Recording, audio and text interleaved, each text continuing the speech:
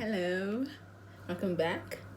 So, today we're diving further into the book of Proverbs, taking a further look into what it means to be a Proverbs 31 woman, what it means to be a godly woman, and listening from God's own words through the Bible what it is that He defines as a godly woman.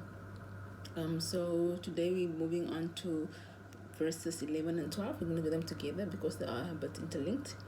So it reads, her husband has full confidence in her and lacks nothing of value. She brings him good, not harm, all the days of her life. So her husband has full confidence in her and lacks nothing. She brings him good, not harm, all the days of her life. What I'm finding quite interesting about this verse specifically is obviously sound like a misogynist verse. She's there to bring good to her husband and all the days of her life, and she brings him no harm. Which I find, as much as I'm saying it's misogynist, the whole Proverbs 31 is actually men as they're speaking, because this is from a man's perspective.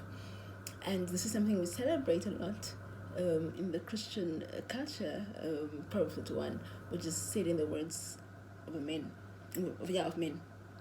But again, King Lemuel learned it from his mom, who was a woman.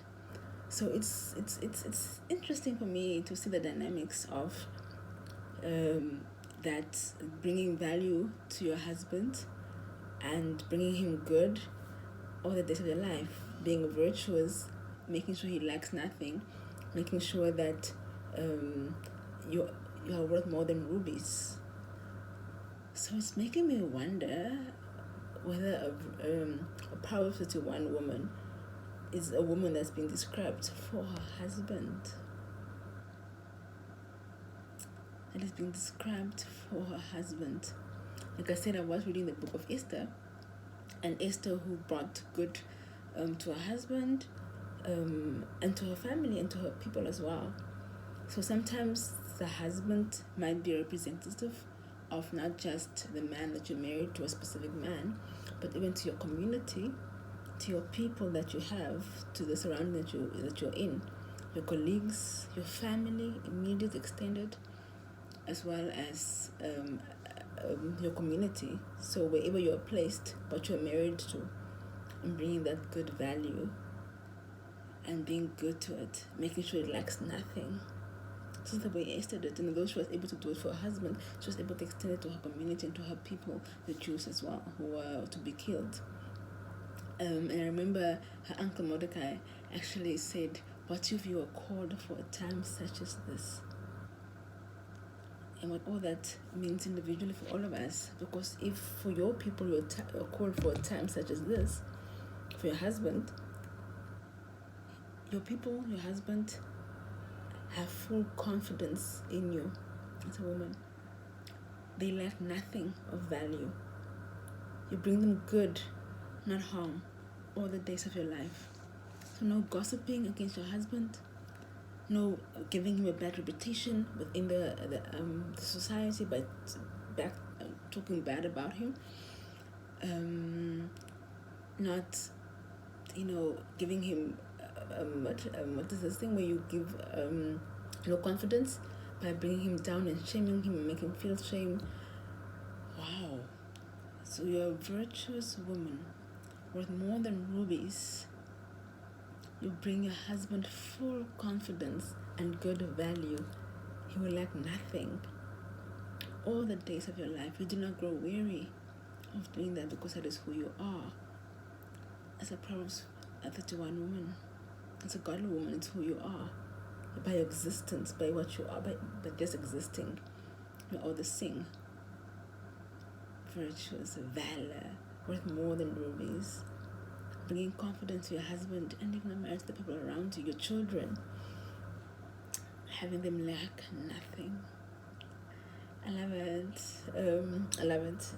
I love it so much, because it's such a calling. As much as I say it's misogynist, it's such a calling to be more and to understand that being this woman, you push through the easiness, which is what you hear in social media, what you hear in the media, but it's actually, that is an excuse to be mean and to be something that is not beautiful, it's not valuable. Because I mean, if you're just revengeful, gossiping, disdainful, bringing shame to your family, to your husband, bringing them down, always being the bickering and always being negative, that's easy, I guess.